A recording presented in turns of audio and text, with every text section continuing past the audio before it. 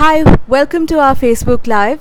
We're very privileged to be in conversation today with veteran Congress leader Jairam Ramesh, who is also a prolific author and who has just written this fabulous book called Intertwined Lives, PN Haksar and Indira Gandhi. We're here to discuss the book with Mr. Ramesh, and we're also here to talk about both questions of history that his brilliant book actually raises, as well as questions of contemporary politics, which we really can't think of a better analyst and commentator to explain to us. So straight away, Mr. Ramesh, welcome to this conversation. Although I wish you had not told me that I'm a veteran congressman. It makes me out as if I'm some 70 or an 80-year-old. No. By that we of course mean your skill and acumen, but certainly not your years, which we can see are very young and very, very cherubic. So what we do want to know about straight away is why is a book on PN Haksar, who was a sort of super Babu, as it were. You've also said he was known as Babuji, or Babu Sahab by many people in the services. At the time of Pandit Nehru, later on known as the alter ego, as you say, of Mrs. Indira Gandhi when she was Prime Minister.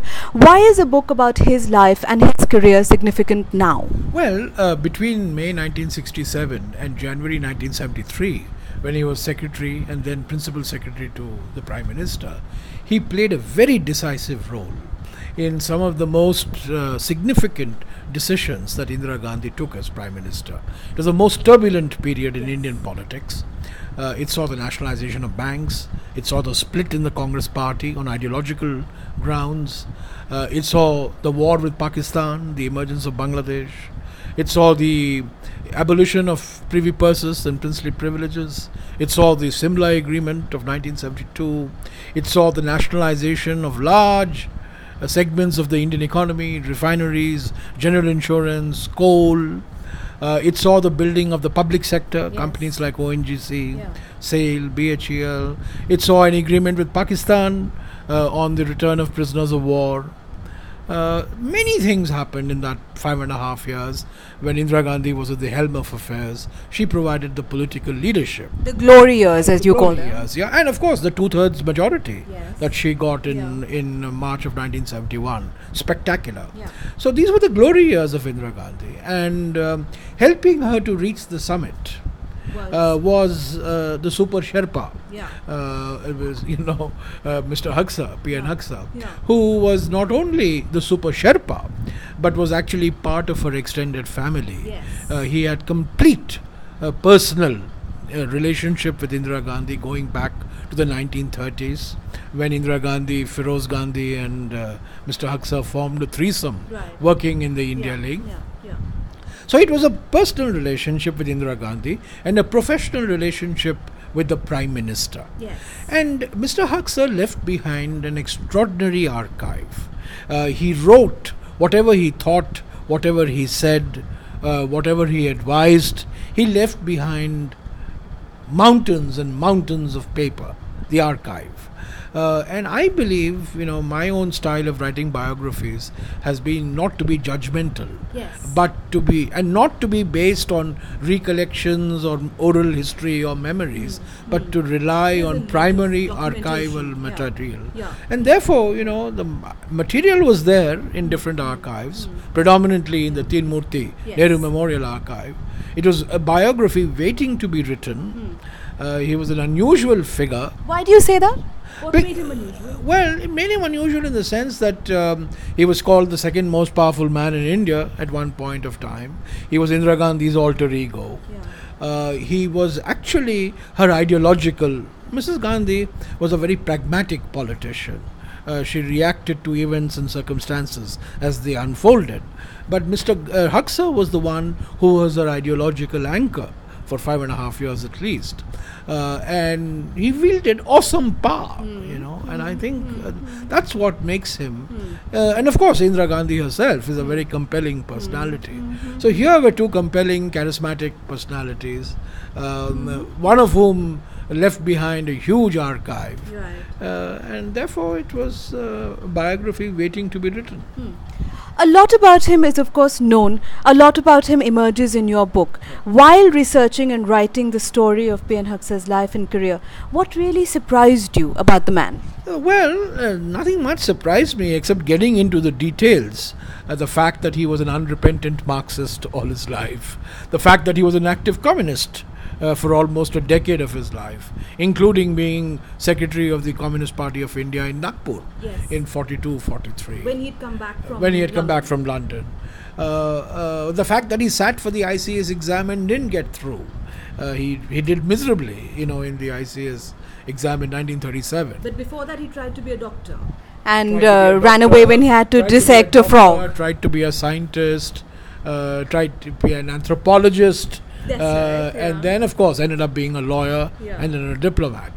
I wouldn't say there was anything that surprised. What actually surprised me most, in fact, if there was one thing that surprised me most, it was that Haksar actually retires as secretary to Indira Gandhi on the 4th of September 1971 when he turns 58.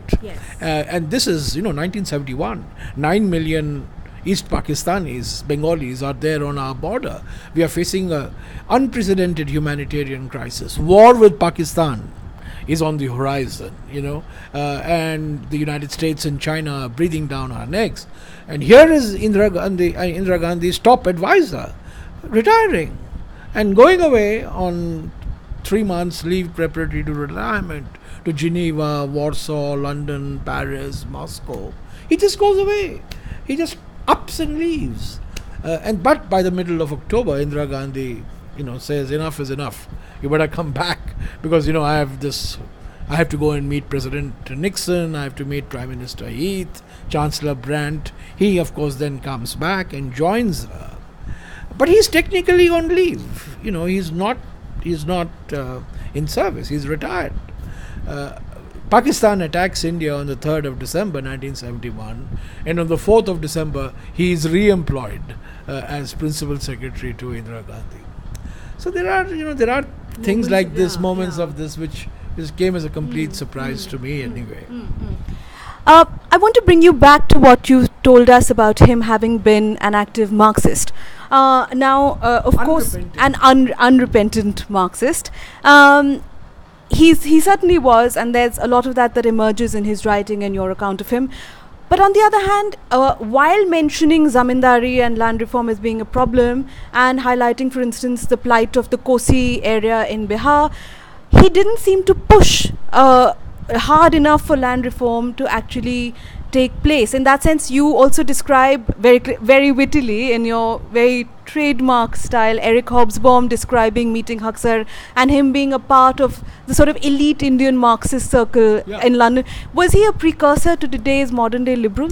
Well, he takes over in May, on the 6th of May 1967, and we had the Naxalbari revolt in a few days. In fact, just 2 weeks later. And he talked about so the Naxalbari revolt. In fact, two big events take place. One is the Naxalbari revolt, Spring Thunder over Naxalbari, as People's Daily called it. Amar Chairman, Chairman Mao, Amar Chairman, China Chairman, Amare Chairman, right? That was Kanu Sanyal and Charus Mazumdar. And then, of course, you had the Arab-Israeli conflict of June 1967. So one, there was an international crisis, and secondly, there was a domestic crisis. Mr. Haksar starts talking of agrarian reforms, land reforms. This is when the Green Revolution is about to be triggered, and a report is commissioned by a group of sociologists on the causes of agrarian unrest. Why are we having this Naxal problem? Why is there this spring thunder over Naxalbari, so to speak? And they zero in on land reforms and tenancy reforms. So why didn't we do it? And actually, in the 10-point program of the Congress Forum of Socialist Action, and Mrs. Gandhi's own stray thoughts note, which she circulates to the Congress Party in Bangalore in July 1969, great priority is laid on land reform.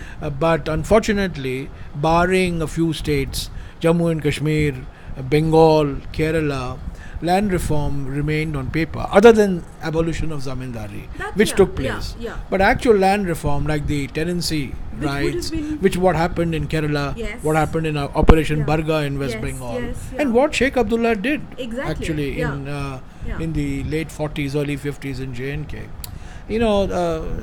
Landlord interests were very, very powerful. In fact, Mr. Haksar, I was surprised. He was a Marxist, but he's advocating Gandhian methods for land reform. He's actually advocating the methods that Acharya Vinoba Bhave, Bhudan, and appealing to the altruistic sentiment of the big landowner. And I was, pretty surprised that a hard-boiled Marxist was actually a Marxist when it came to industry, but when it came to agriculture, he was more a Gandhian. So I suppose most Indians, we have multiple identities. We carry a Gandhian streak in us. There's also a Marxist streak in us somewhere. And you can also be a civil servant and a very astute politician. Well, he was more than a civil servant. He was a man. His political antenna were out all the time. He was deeply ideological. He was crafted a Congress manifesto. He never joined the Congress party. He never became a politician. He never became a member of parliament, for example, when he could have. He remained a diplomat. He remained a civil servant, but he provided. One could say that he crossed the Lakshman Rekha. That he was more than a civil servant. He dabbled in politics. He gave Indira Gandhi advice on the formation of cabinets. He drafted Indira Gandhi's resolutions and speeches to Congress party forums. And in the battle between the syndicate, the party bosses, and Indira Gandhi in 1969, he was really the key general, who was sending out all these missiles to Nijlingappa and company on behalf of Indira Gandhi. That's right. So he was more than a civil servant. Much more than a civil servant. I'm glad you sort of brought up the idea of the Lakshman Rekha, because this brings me to my next question, which is contemporary. A lot of Mr. Haksar's time was spent engaging with the idea of how to manage India given Pakistan. Recently, your colleague, another senior Congress leader, Mr. Tharoor, has been in the news for saying that he fears India could turn into a Hindu Pakistan if the BJP were to return to power next year. What is your take on this? The ideology of the Indian Republic is fundamentally, diametrically opposed to the ideology that led to the creation of Pakistan. India was founded on secular, democratic, pluralistic traditions of Tagore, of Gandhi, Nehru, Patel, Ambedkar, which was rejected by Jinnah and company. So the foundational principles of India are quite different from the foundational principles of Pakistan, irrespective of what Mr. Jinnah might have said in his famous speech, where he said Hindus will cease to be Hindus and Muslims will be ceased to Muslims, not in the religious sense, but in the sense of being citizens of the state. But the way Pakistan has emerged is not that way. So Shashi has his own way of putting things. He put it very, very, very colorfully. Put it very starkly. But the fact is that the day a majoritarian sentiment overrides everything else in our country, then we are changing the foundational character of our republic. Our republic is founded. We are one nation.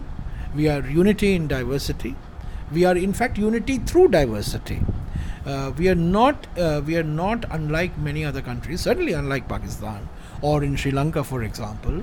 The majoritarian sentiment is certainly not the sentiment that drives the country. It's the constitution, a constitution based on liberal values, equal rights for everybody, right?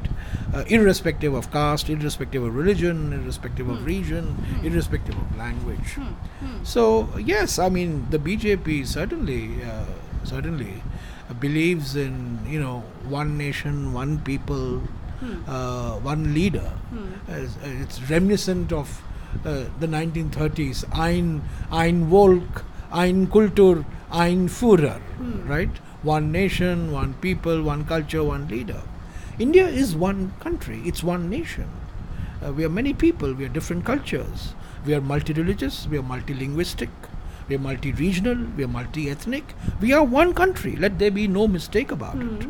We are one country. Our unity is derived from our diversity. Unity is different from uniformity. And I think what Shashi was referring to was the fact that the BJP imposes an artificial uniformity, whereas the Congress demands unity. The Congress's policy is unity through diversity, not unity through uniformity. That's interesting, because I remember reading in your book about Mr. Haksar, he in fact differed with Pandit Nehru on not having a uniform civil code, and he said Pandit Nehru actually made a mistake by codifying Hindu law, and by and one of his points of disagreement with the Nehru Gandhis has been this. So, but don't you think that in fact Mr. Haksar has been proved right, and having a uniform civil code would have been a good idea? Mr. Haksar is the quintessential Nehruvian, right? Nehru was his hero, but he says in 93, he writes in 93 that we have the concept of secularism, we have never understood what it means. It is not sarva dharma samabhav, it is not dharma nirpekshata, but it is the strict separation of religion from affairs of the state. Religion is a private matter. We are a religious society. Here's a Marxist who is saying this, that we are a profoundly religious society. People have individual religious beliefs, but the state is neutral. The state does not have a religion. So why not have the same laws for everyone? And that's from then he went into the argument that one of the things that Mr. Nehru urged. I myself have actually gone on to say that Mr. Haksar was less than fair to Nehru in that, because the historical context of the 40s, of the late 40s and the early 50s, the years immediately following independence, the trauma of partition, for example, and just imagine the battles that Nehru had to fight with Nehru and Ambedkar actually had to fight with Rajendra Prasad, and all within the Congress party. The Hindu Code Bill was opposed violently, and in fact Ambedkar resigned on the fact that Nehru temporized, prevaricated on that one single Hindu Code Bill. But by 1955, instead of passing one bill, 4 separate bills legislation was passed, and then of course Nehru said that we look forward to a day when the demand for such reform comes from within all other communities. Now, but that's like asking landowners to give up their land. With the benefit of hindsight, it's the same. Yeah, I mean, I am not entirely in agreement with Mr. Haksar, because remember, Mr. Haksar is writing this in 93, when 5 years before he passes away. But this is also 1 year after the Babri Mosque was broken, and so the effects of the kind of communalization of polity were evident. No, I have actually said that, as I said, he was less than fair to the historical context. Mr. Haksar, for example, is quite critical of Nehru on the Nehru-Liaquat Pact of April 1950, over which Shyama Prasad Mukherjee and K.C. Niyogi resigned from Nehru's cabinet. But the Liaquat Nehru Pact was actually supported and canvassed and advocated by no less a man than Sardar Patel himself. And again, there is a historical context. And I'm a little surprised that Mr. Haksar, the great student of Indian history and world history, a man steeped in history, was less than fair to Nehru in ignoring the larger historical context in which partition took place and the aftermath of the partition. I must push you a little bit more on this, because as Mr. Haksar, sort of implies, if giants, political giants like Pandit Nehru, like Mrs. Gandhi, wouldn't push through something as important to citizenship as a uniform civil code, then obviously resentments would grow over time. And today we have the BJP actually cashing in on the lack of that. Hasn't the Congress actually done itself a disservice by not pushing through many of these reforms when it had the power, the might, the authority to be able to do so? Unfortunately, the word uniform civil code has become a shorthand. Is seen as a way of imposing a majoritarian view on personal laws. Yeah, I mean, It should not be the case. It should not be the case. It should be that women belonging to all religions have equal rights when it comes to marriage, when it comes to divorce, when it comes to inheritance, which are the core of the personal laws. And in some areas, Islamic law may well be more progressive than Hindu law, but so be it. So the state Napoleonic code, so to speak, which is blind to religion, but looks at the rights of women. Well, personally speaking, I mean, I have written myself 20 years ago. I have written that what India requires is not a uniform civil code, which has become a red rag to a bull, but what India requires is a gender sensitive or a gender equal personal laws, which means that if you're a citizen of India, irrespective of what religion you belong to, then you have equal rights when it comes to these. And equal responsibilities. Equal rights, equal responsibilities. We actually are governed by the same criminal procedure code, right? All laws are the same, except when it comes to marriage, when it comes to inheritance, and when it comes to divorce. And I myself have said this in 1994. It's a touchy political topic, and given the atmosphere, given the way the BJP has canvassed this, they've done this idea great disservice. This idea that all women should have equal rights when it comes to marriage, divorce, and inheritance.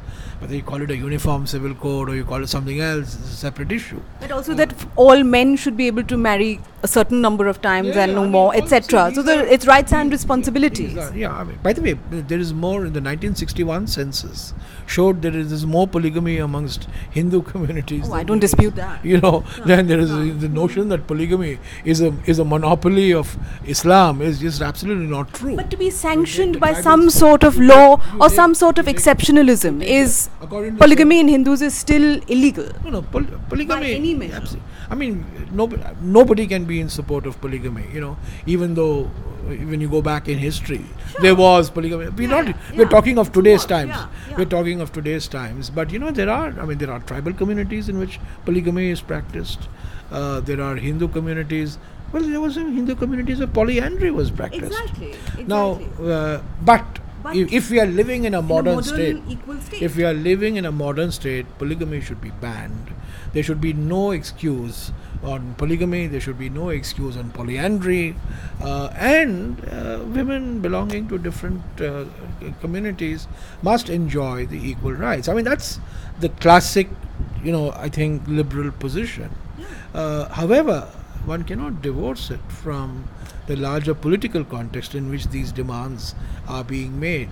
And I think if the political atmosphere was less toxic, if the motive was less Machiavellian than that of Mr. Modi and Mr. Amit Shah, perhaps we could have taken a step forward on this. I'm going to take you to task on that, because the atmosphere was certainly less toxic and less Machiavellian when, say, Prime Minister Nehru was in charge or Prime Minister Indira Gandhi was in charge. So why not then? And why not now? Well, as I explained to you, the 50s was certainly a period in which the trauma of partition was being felt acutely by everybody. It was not. But it was also a time of nation building. Yeah, it was also. Yeah, it was a time of nation building, but nation building in terms of the temples of modern India, which is the irrigation projects, the fertilizer plants, the steel factories, the infrastructure, and so on and so forth. See, hindsight is a wonderful is a wonderful luxury that people have. One of the things that I never believe in, and you will notice this in this book, if I can just talk about this book for 30 seconds, this is not a judgmental biography. I don't believe in judgmental biographies. I believe in narrative biographies which narrate a history through the prism of an individual, based of course on primary material. So it's easy to sit in judgment and say A should have done this at that point of time. as I said, as far as the fundamental principle is concerned, speaking for myself, certainly not speaking for the Congress Party, but speaking for myself, I have had no doubts, and I have expressed this in writing, I have expressed this orally as well, that we must have the most progressive personal laws derived from the best source, irrespective of whether it's Hindu or Islam or Christianity or whatever it is. We should. I mean, women should have equal rights when it comes to marriage, when it comes to divorce, and when it comes to inheritance. And certainly, polygamy, polyandry, or any other such abhorrent practices should have no place in a modern society. Now, you mentioned being judgmental and the luxury of hindsight. I'm going to commit both those sins by bringing you back to Mr. Haksar and the Simla Agreement, which he was a prominent driving force of. Perhaps the driving force. Perhaps the driving force. But what your account certainly records by way of the documentation, and what other accounts of the Simla Agreement have found, is that a lot was given away to Pakistan despite India having won the war. It seemed to have lost the battle on the Simla Agreement by agreeing to give back territories which had been occupied by the Indian forces during the war, by accepting conditions about the return of prisoners of war, by accepting conditions about the LOC, the UN resolution on Kashmir, etc. So why did Mr. Haksar, who was otherwise such a believer in a strong Indian state, capitulate to the Pakistani demands after we won a war against them? Retrospective angst can never be a substitute for historical scholarship. We cannot look back and say that in the last 40 years, this is what has happened to the bilateral relationship between India and Pakistan, and superimpose that relationship on what happened in Simla. They had huge gains in Simla. The ceasefire line became the line of control. It is this line of control that Mr. Vajpayee did not allow to be crossed during the Kargil war, which won him huge plaudits internationally and strengthened India's case morally. You mentioned that. Number one. Number two, the United Nations resolutions became totally irrelevant, and after Simla, all talk on Jammu and Kashmir has been bilateral. There's been absolutely no reference to United Nations resolution. That is a huge gain at Simla, as far as Simla was concerned. Thirdly, what do we do with 93,000 prisoners of war? I mean, what are we going to do with them? I mean, the notion that we are going to trade these prisoners of war to a country that has been badly humiliated, in which, by the way, I must say that both the United States and China, as you know, in 1971, were not on our side. No. The only country on our side was the Soviet Union. And the Soviet Union had put all its eggs into the Bhutto basket. And my view is, and I have written this, that the Soviet Union would not have countenanced a humiliated Bhutto. It would not have countenanced a Bhutto returning without an agreement. In fact, I have used one phrase which I thought you would pick up, which I thought was a rather smart line, that the mediation in Tashkent, the mediation became the remediation in Simla. So the mediation by the Soviets became the remediation in Simla. So Simla had huge plus points. Now, but why give back the territories? But yes, I mean, this was based on sound advice given by different people. However, the real argument is that in Simla, we put our faith in Mr. Bhutto. We believe that Mr. Bhutto would strengthen democratic processes in Pakistan. That did not quite turn out the way it turned out, and a lot of assumptions went into the Simla Agreement, and the most profoundly important assumption was that Mr. Bhutto would go back, would sell the Simla Agreement, would take the consequential steps to the Simla Agreement, and it would be better to deal with a democratically elected leader than with a military leader. Well, it didn't quite happen that way, and within a few years, Mr. Bhutto himself was executed. We had the Soviet invasion of Afghanistan and the rise of Islamic fundamentalism in Pakistan through the medium of General Zia-ul-Haq. So, with retrospective hindsight, you could say that the war was won, but the peace in Simla,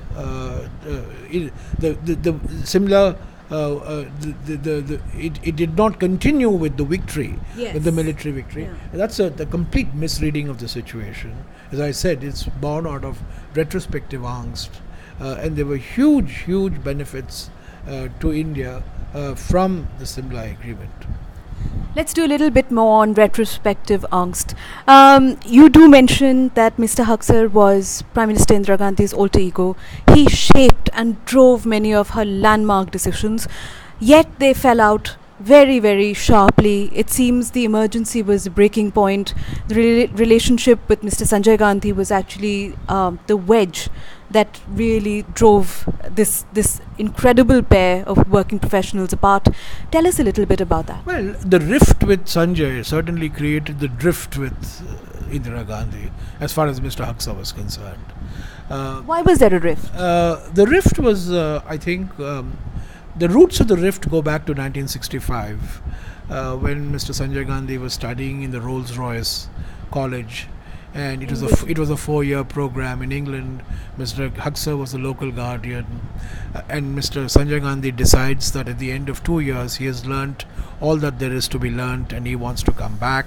Indira Gandhi appeals to her friend Mr. Haksar to intervene and convince Mr. Gandhi to continue studying. He fails in that mission.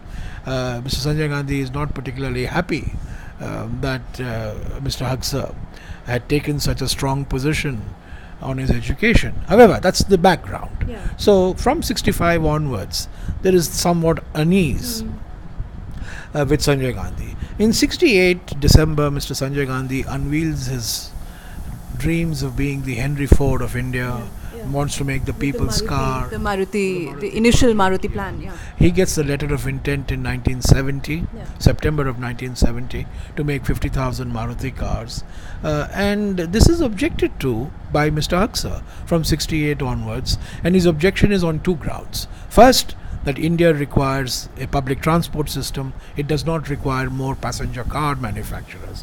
We've had Hindustan Motors, we have Premium Automobiles, and we have Standard Motors. 3 guys making cars. Let them make cars. You don't need more passenger cars. You need an efficient public transport system. And if you want private transport, we should make millions and millions of scooters. Yes. So that's the ideological objection. But he also had a personal objection. The ideological objection wouldn't have mattered so much. I mean, it would have mattered, but it wouldn't have resulted in a rupture. What resulted in the rupture was his advice to Mrs. Gandhi that a Prime Minister's son shouldn't be staying in the Prime Minister's house and carrying on a business with what he calls less than desirable characters. And that, I think, is what really fueled the rift with Mr. Sanjay Gandhi. By end of 72, Mr. Haksar himself has read the writing on the wall, and contrary to what most people, in fact contrary to all historians of that period, Mrs. Gandhi didn't get rid of Mr. Haksar. Mr. Haksar got rid of himself. He wrote to Mrs. Gandhi saying that, I want to retire. She doesn't, hold him back.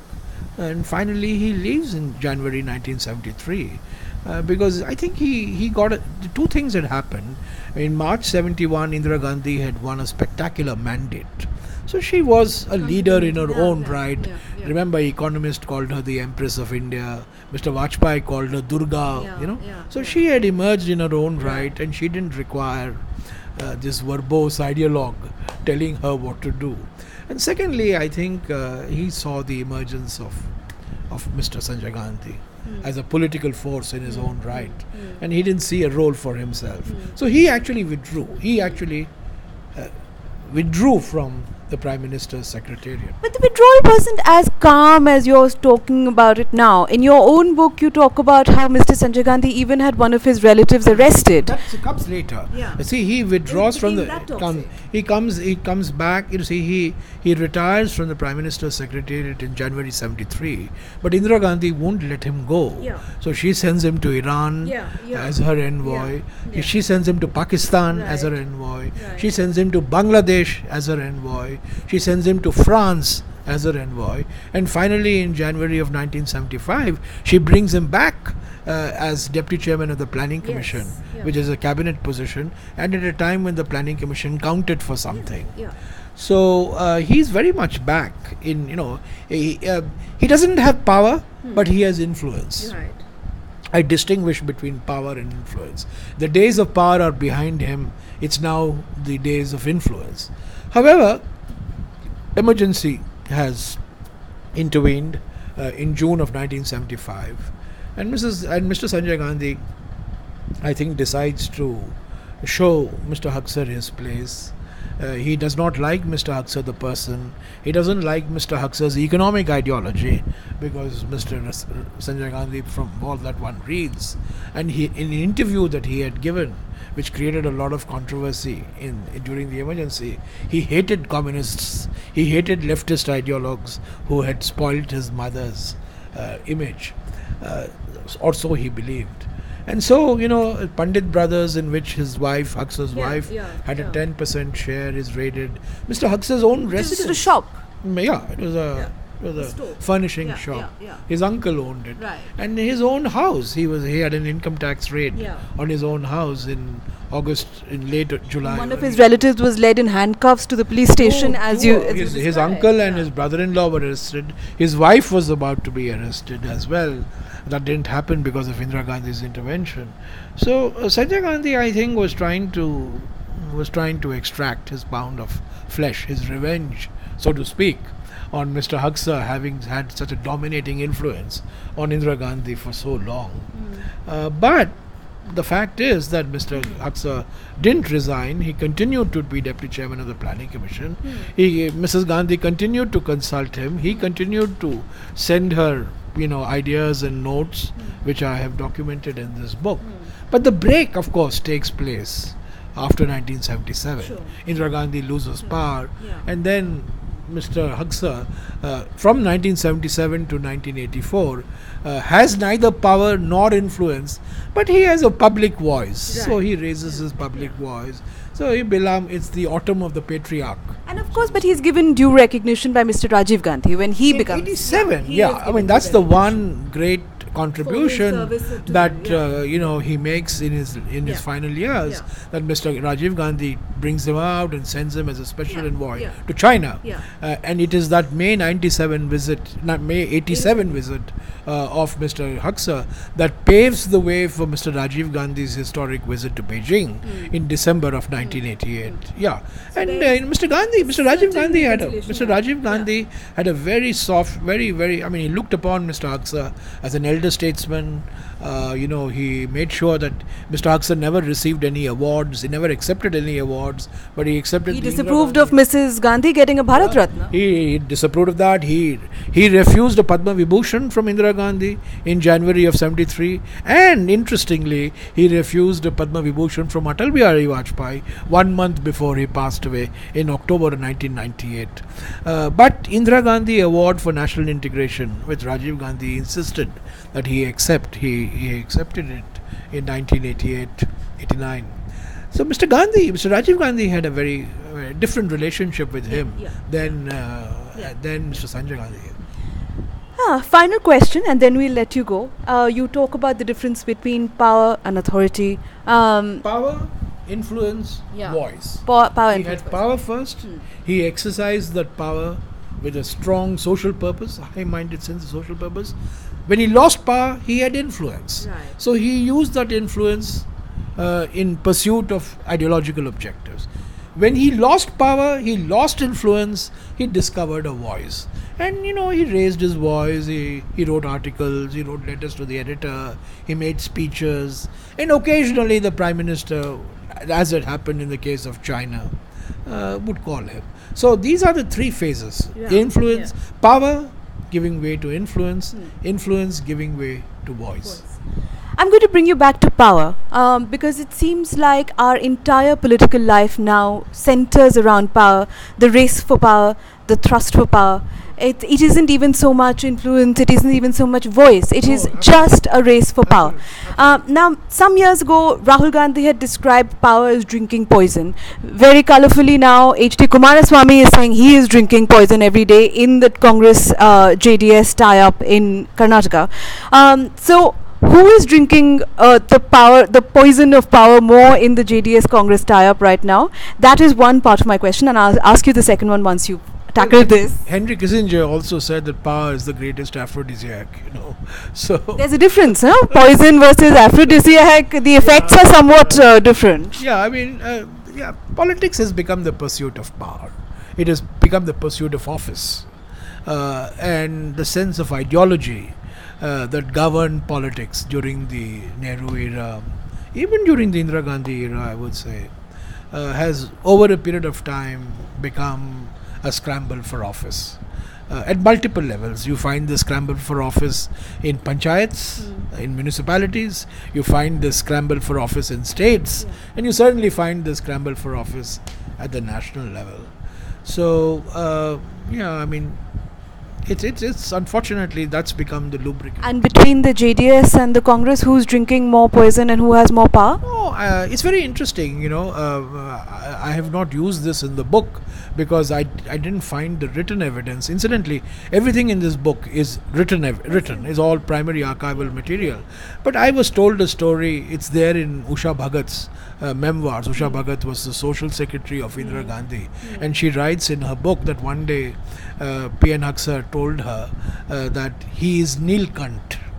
Oh, he too. And so I wanted to say PN stands for Nilkant. But I had no evidence except the mention in the Usha Bhagat memoir. But why was he calling himself Nilkant? Because obviously, as Indira Gandhi's secretary for so long, he must have seen and he must have swallowed. He was telling Usha Bhagat that I have seen so many things and done so many things that I am Nilkant. So it's a very interesting story. This Nilkant analogy. It carries on through the ages.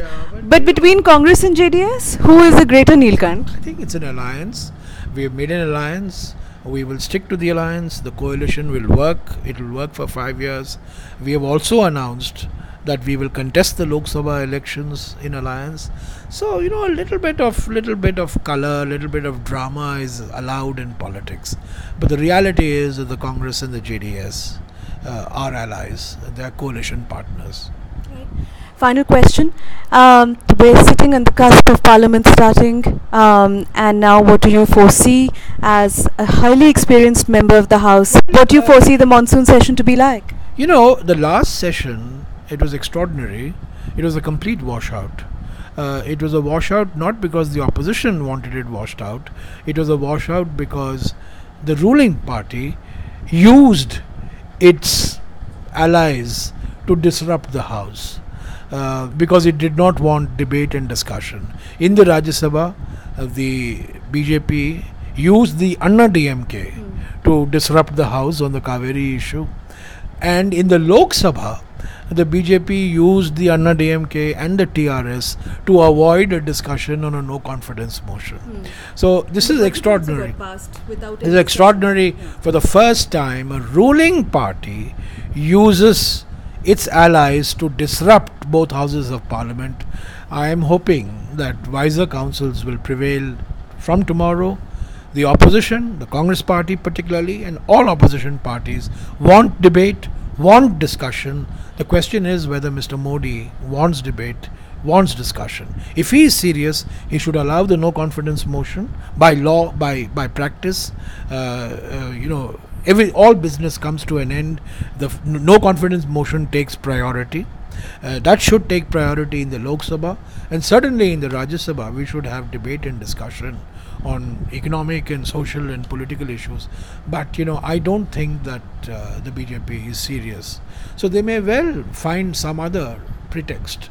And they may well find Anna DMK agitating in the Rajya Sabha and the TRS agitating in the Lok Sabha. Who knows? Does Mr. Modi have a Mr. Haksar like figure to advise him? I don't know. I mean, I don't know Mr. Modi. I only see him in the rare occasions he comes to Parliament. Very rare. I think he's the one Prime Minister who's had the least appearances in Parliament. He doesn't even sit in Parliament for 1 hour. He comes for 10 minutes into the Rajya Sabha. I have not seen him. Does he have a Haksar? I don't think so. I don't know. Should he have a Haksar? Every Prime Minister needs a Haksar. Every Prime Minister needs somebody to speak truth to power. Every Prime Minister, every leader, not just Prime Minister, every person in public life needs somebody who's an anchor, who's a moral compass, who's a beacon, and who has the capacity and the capability and the willingness to speak truth to that power. Whether it's a Prime Minister or a minister, doesn't matter.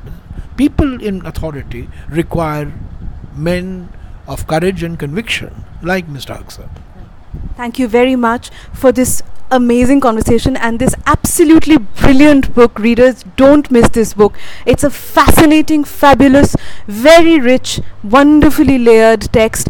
I can't tell you how much I enjoyed reading it as a young Indian, and I really want to thank you for this and for this fantastic conversation. Thank you so much, Mr. Jairam Ramesh. Thank you, viewers.